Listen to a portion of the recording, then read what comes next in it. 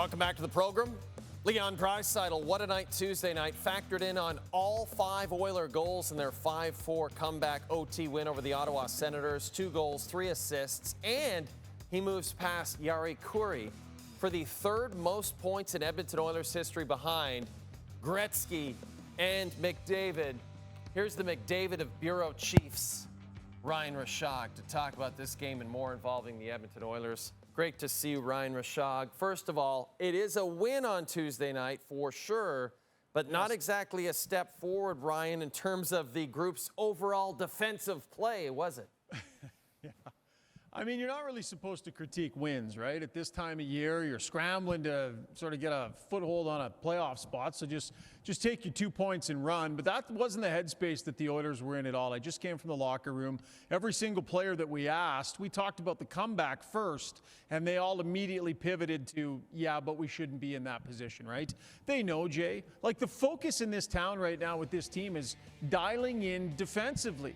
They have given up 50 goals in their last 11 games. I mean, it's unbelievable the number of goals this team is giving up game after game after game. And the funny thing is, they know what the formula is. I mean, this team has gone deep 2 years in a row, and they've done it largely on the strength of excellent defensive play. I mean, that's been a hallmark of theirs in each of the last couple of years. Obviously, we know they've got all the offense. That comes in the power play.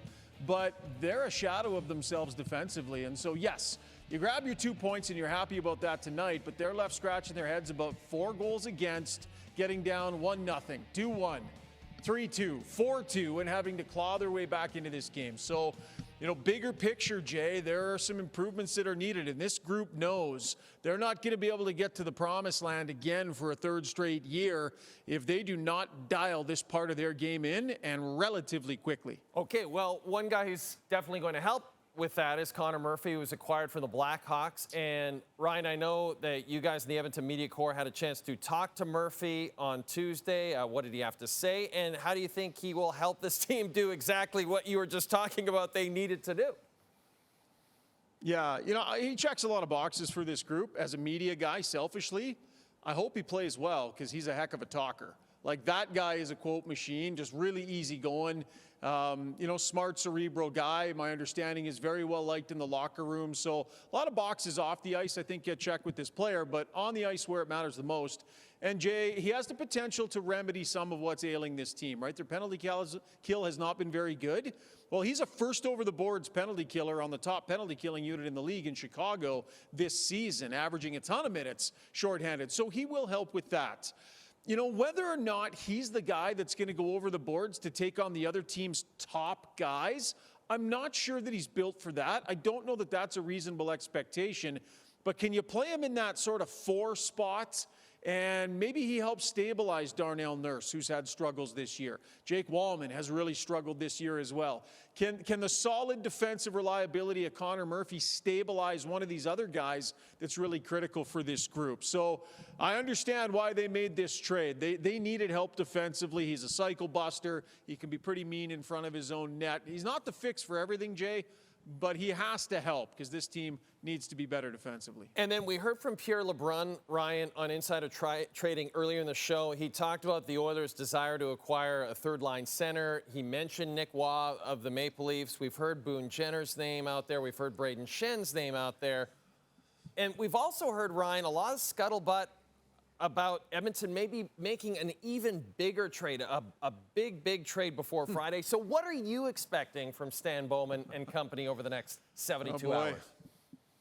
So they have to move Andrew Mangiapane. If they can move Mangiapane, and our sense is there probably is a deal that lets them do that. So that's 3.6 off their cap. And then if you can get somebody to retain a bunch of money, now you can be in the market for a $6-7 million player. That would be a pretty big addition. So what are the assets that are going out, right? They have their first rounder in 27. They've got some good young players that potentially in the system that they could move out. Look, I think that Stan Bowman is not averse to big game hunting. I think when you're talking about Connor McDavid, Leon Draisaitl in their prime and trying to extend a Stanley Cup window, you're not doing your job if you're not thinking big. The likelihood that they knock something out of the park and land a huge name, I don't know. My gut tells me this isn't necessarily the year for that, but I'm sure they must be looking. They must be thinking big. At the end of the day, their third-line center tonight was Josh Szymanski. And no disrespect to Josh Szymanski, very good player, played with Draisaitl for Germany at the Olympics. And this guy is going to be a player. But if you want to go on a deep playoff run, you got to shore yourself up at that third-line center spot. So whether that's a big splash, Shan, O'Reilly, whatever you want to say, or somebody that's more functional that just fits well, we know these guys can score enough goals, Jay.